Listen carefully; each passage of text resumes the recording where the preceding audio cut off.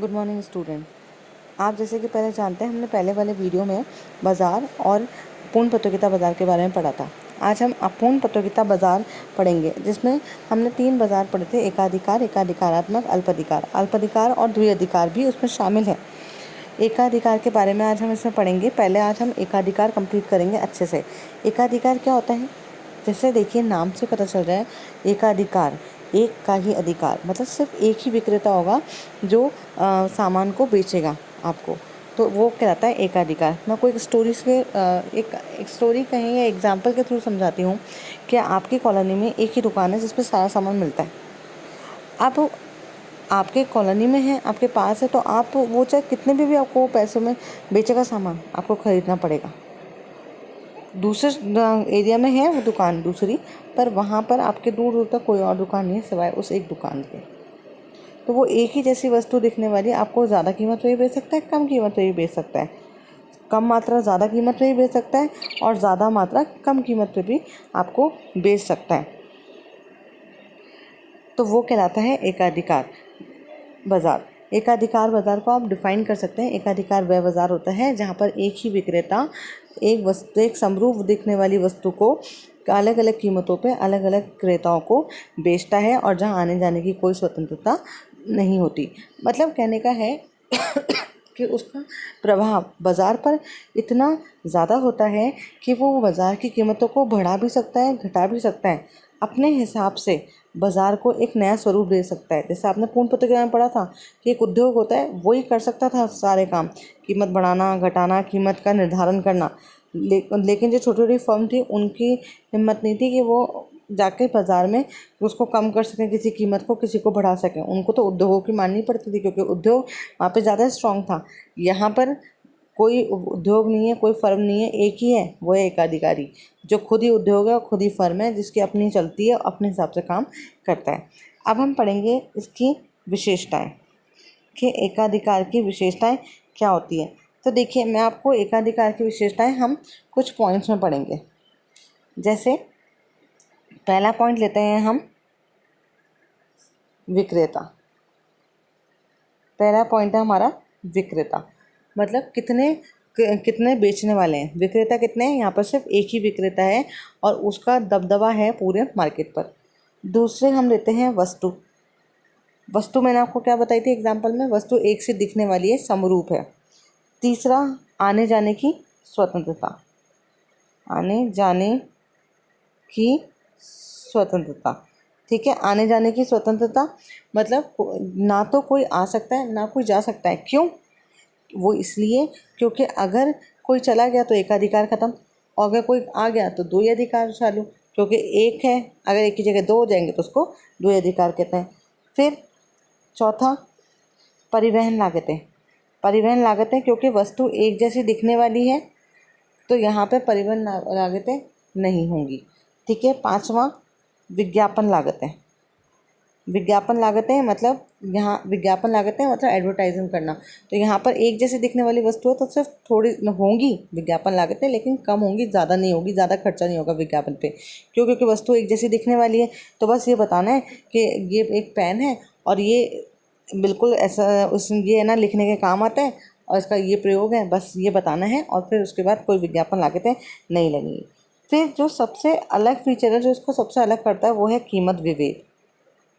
ये इसका अलग यूनिक फीचर है, जिसका मतलब ये होता है कीमत विभेद का, ये एक जैसी दिखने वाली वस्तु को, जो बिल्कुल एक जैसी दिख रही है, वैसे समरूप वस्तु को अलग अलग क्रेताओं को अलग अलग कीमतों पर बेच सकता है। अगर कोई उसकी कॉलोनी में रह रहा है, जैसे मैंने आपको बताया आपकी कॉलोनी में एक दुकान है, अगर आप गए वहाँ पर सामान लेने और आपने वहाँ जाके सामान लिया और उसको कहा, तो उसने वो आपको जानता था अच्छे से कि भाई आप कॉलोनी का बंदा है और वो आपको अच्छे से जानता, आपसे परिचित है, तो वो आपको वो चीज़ कम में देगा। लेकिन अगर वो किसी को नहीं जानता, कोई बाहर वाला आके लेता है, तो उसको वही चीज़ वो ज़्यादा में देगा। आपको 5 रुपये में दे दिया एक पेन और दूसरे वाले को 10 रुपये में दिया, तो ये अलग अलग कीमतों पर एक तरह की वस्तुओं को अलग अलग प्रकार अलग अलग कीमतों पर अलग अलग लोगों को बेच सकता है। इसलिए ये इसका एक फीचर है, कीमत विभेद। फिर आप इसकी नेक्स्ट है आपका 7 पॉइंट, जिसमें आप लेंगे मांग वक्र। मांग वक्र कैसा होता है? मतलब AR MR। तो यहाँ पर AR और MR ऐसे झुका हुआ होता है।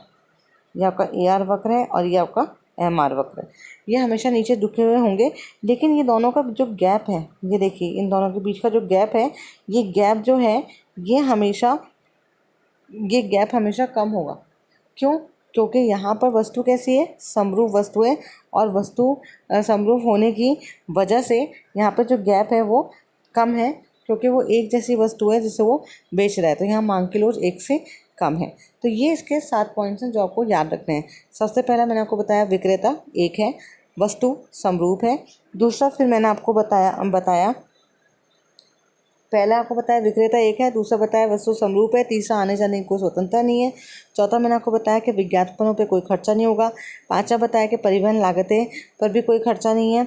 फिर मैंने आपको बताया कि यहाँ पर एक विशेषता होती है इसकी, जिसको सबसे अलग करती है सब बाज़ारों से, वो होती है कीमत विभेद की, कि एक ही जैसी दिखने वाली वस्तु को अलग अलग लोगों को अलग अलग कीमत पर बेच सकता है।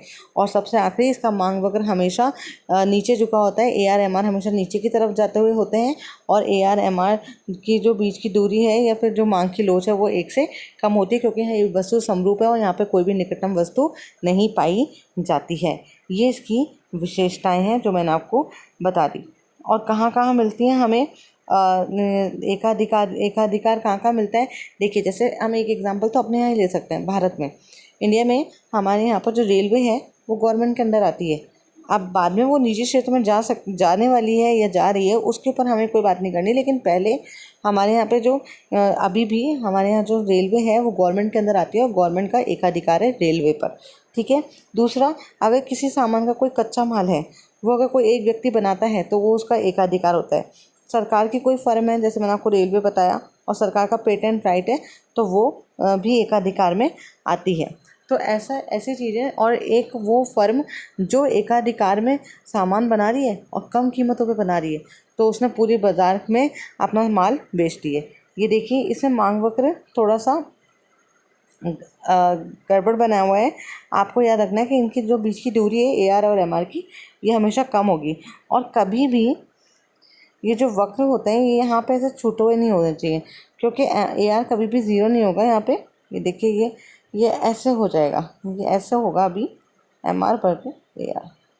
इनकी जो मांग की लोच होगी, ये 1 मिनट देखिए, ये जो इनके बीच की जो दूरी है वो दूरी कम होगी। देखिए, ये मैं आपको वापस बना के दिखाती हूँ। देखिए, ये आपका MR है और ये आपका AR, और यहाँ मांग की लोच होगी 1 से कम।